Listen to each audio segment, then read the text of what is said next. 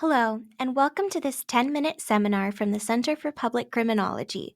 This presentation is intended to demonstrate how the center functions and how it can help you make your own research more widely available. We're still just getting started and beginning to generate an online presence, and we welcome any feedback you have about our website or ideas for new activities the Center for Public Criminology can implement. The motivation for a Center for Public Criminology came from frustration and hope. Too much good criminological research never sees the light of day, but so much of that research has important policy implications. The center is meant to be a vehicle to translate high-quality research into a format that can be understood, applied, and spread by policymakers, the general public, and idea leaders. By providing the results of such research in a format that can be understood and applied, the center can serve a broader purpose. The center is committed to working with legislative, policy, and research groups to bring the best research forward in a format that can be understood and applied. The center embraces diverse technologies for dissemination and presentation and welcomes input from active researchers and policymakers. The Center for Public Criminology is, as of now, completely online. These are the resources we have so far that we'd like students and professors to be able to utilize in making their research more widely available. Our Expert Insights podcast, in which we interview criminology researchers, many blog-style posts/reports, social media promotion, and guest opinion posts, which we will introduce to the site in a short time. Here's an excerpt from our first Expert Insight podcast episode with Dr. Michael Scott. Going back to that relationship between officers and the community, what do you think are the most important steps toward establishing trust between police and the community? I know you talked about assigning officers to sort of a localized area. Yes, familiarity is part of it, and that's something that police chiefs have a lot of control over. And so to the extent that we simply assign any old police officer to work any place, and we assume that any officer can go and handle any particular call,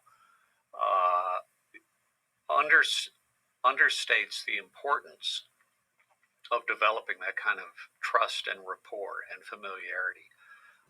It's important not just for the community to know their police officers, but for the police officer to know the community. The vast majority of information related to public safety, whether it's crime or disorder, who did bad things, who's making trouble in the community, the vast majority of that information is in the possession of people in the community. The police don't have it. The police have a limited amount that they gather from their own observations, from working incidents and building cases and investigating, but the vast majority still is in the minds of the community. And so if the police want that information, you've got to get people willing to talk to the police officer. And as in any aspect of life, communication is facilitated by trust. You want to know who this person is and know that you can trust them by giving them this information. So, we're looking to produce additional podcast episodes in the coming months, so if you'd like to be interviewed about a topic of your choice, or if you have ideas for potential interviewees, please let us know. Our emails are listed here and at the end of the presentation. We're looking to talk with professors, researchers, graduate students, and doctoral candidates.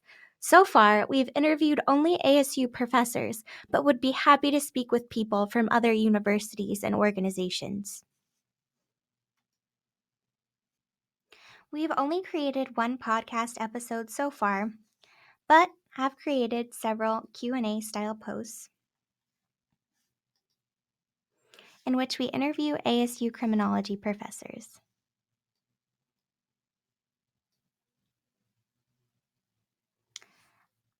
On our homepage,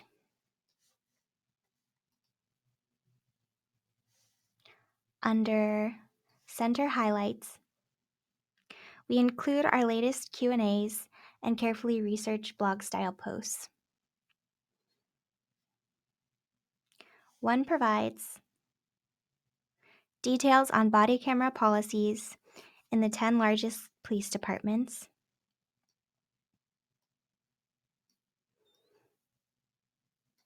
and it's linked to an infographic.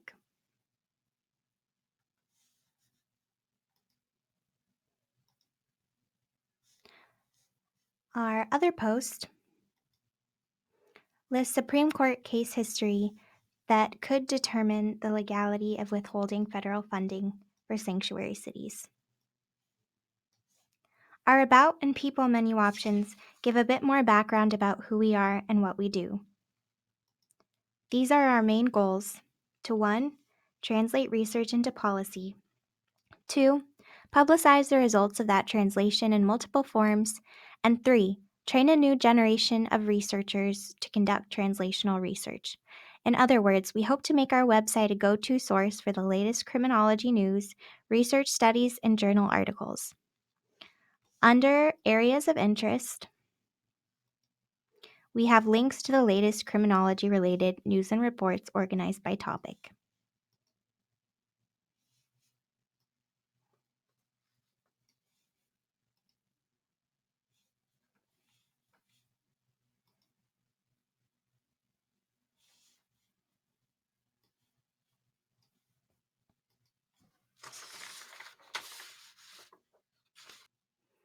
Here's how to get involved. For now, the Center for Public Criminology project is still evolving, and we welcome any and all feedback about how we can improve our site and better work with students and educators. But here are some ideas. Let us interview you or your associate. Write a post, either summarizing or introducing a research project, or writing an opinion post on a criminology-related topic. Or 3, give us feedback. If you'd like to write a guest post for the center that would be published on our website and promoted on our social media accounts, there are several options. The following 3 examples should give you an idea of the kind of post we're looking for. The first option would be to write an informative, timely post summarizing some aspect of criminological research or policy, or elaborating on a topic in the news. This would look somewhat like the posts we have published summarizing body camera policies and case history about sanctuary cities. But you could speak on whatever topic you'd like. The second option would give you a chance to quote-unquote get up on your soapbox and write a somewhat more opinion-based piece about a topic related to criminology. This can be related to topics you've researched. The third option would be to write a post highlighting a new study or report, presumably your own.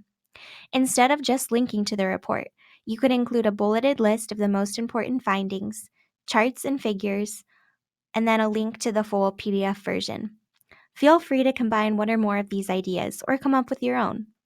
All of these options are very shareable and should get a lot of play on social media as well as through website traffic. Here's some new ideas we might consider implementing at the Center for Public Criminology in the future to help you continue to publicize your research. The sky's really the limit here, so let us know if you have ideas besides the ones we list here. For starters, if you're interested in leading a workshop or a lecture that would be promoted among ASU students and faculty, as well as students and researchers from outside the university and the general public, please let us know. We might be able to help you get that off the ground. We're also looking to incorporate more multimedia elements into our site. If you have an idea for a short video or podcast to introduce a criminology-related topic, we have the skills and resources to help you with that. Lastly, if we have sufficient interest, we could ideally create profile pages for individuals that would include a short bio, links to your research, and links to guest posts you've written for the site. Please contact us if you'd like to be interviewed or know someone we should interview, if you'd like to write a guest post, or if you have any feedback about our site or any additional resources you'd like us to make available. You can also follow us on Twitter or like us on Facebook. We have links to our Twitter and Facebook accounts below in the video description.